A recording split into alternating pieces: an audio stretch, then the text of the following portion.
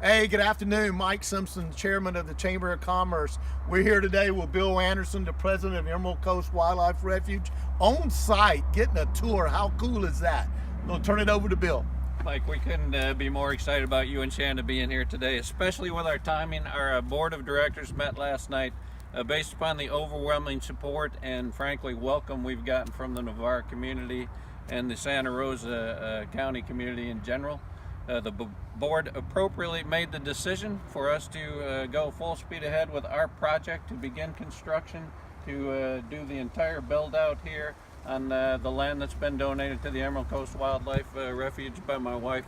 So we have hired the contractor for the metal building, John Blackshear, a fabulous philanthropist and businessman, just built Navarre CrossFit down the road from us here. Yeah, great facility there, as you have seen.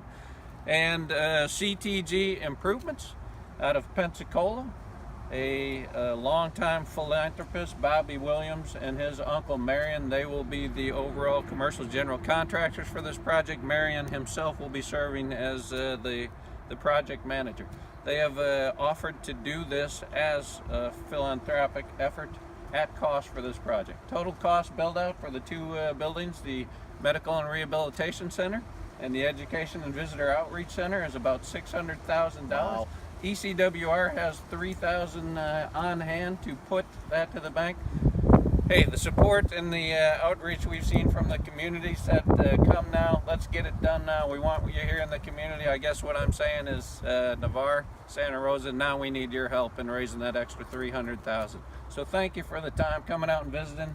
With that said, would you mind if I welcome you and Navarre and Santa Rosa to the future home? Absolutely. And Bill, tell us before we started, tell people the best access, how to get here to the refuge.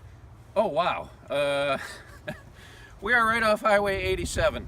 You can learn about anything you want about our organization, a bit more depth at emeraldcoastwildliferefuge.org. We're also very highly visible on Facebook and Instagram, so please contact us there.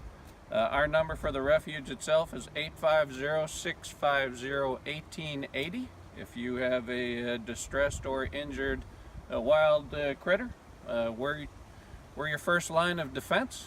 If you'd like to volunteer your time, your efforts, or your money, that's also where we can sign you up and get you pointed in the right direction with volunteer orientation and allow you to see what we do and why we do it. So thanks. Let's go tour. Let's do it. Come on, y'all. On the 2.3 acres that my wife's donating, and on this 2.3 acres, the survey team identified per county requirements. We have to survey, and we wanted to survey, for all the native live oaks and longleaf pines, which are kind of protected and important species of trees, as you might imagine.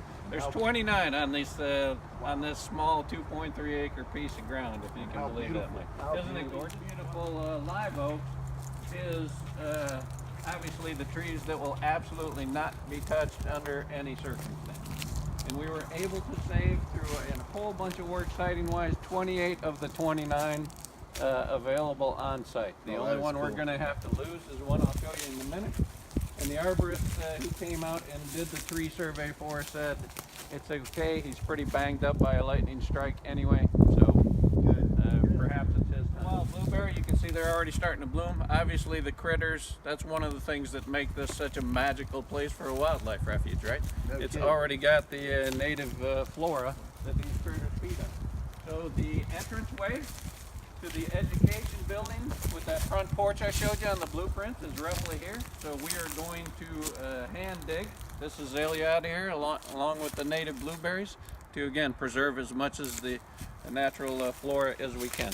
I know the master gardener community here in town is pretty excited about working with us, and we're pretty doggone excited to have them working with us because they're clearly the experts. Opportunities, fundraisings, community gatherings, artists. Look, we are a very inclusive organization, right? Everything from wounded warriors and autistic children we welcome, to artists, gardeners, you name it. So this is what they'll face from the education building and the gathering place when it's in use. Great. When the weather's good enough for us to roll up those doors and enjoy this great weather we experience here. And we got some good news too. We're going to have Bill come to our Commerce and Coffee Breakfast coming up soon, and he's going to share all this with us, bring the plan so everybody can see this, and just unbelievable what they're going to be doing out here. And a special thanks to Bill and Carol for doing what they're doing. And what a great thing for Navarre, and a chamber member on top of that. And get your pocketbooks ready. Donations got to be. We got to raise that other 300,000. We do. Thank you for the message, and thank you for being out here. Hey, it's an honor to be associated with an organization like this. It really is. But I mean, look at this beautiful heritage oak that the classroom will face. I mean, the arborists, I guess, are saying roughly 150 years old. It's tough to tell with guys like that, and until. Unfortunately, they come to their end, and you can count the rings, but that's the estimate. I mean, just fabulous, isn't it? So, continuing on, back here will be the medical rehabilitation center.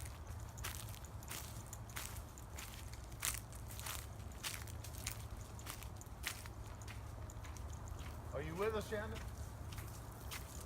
So again, as part of that siting process we went through, Mike, Shanda, in an effort to minimize our impact on this beautiful piece of property with the construction, obviously that's why we chose this already cleared site for the medical rehabilitation center.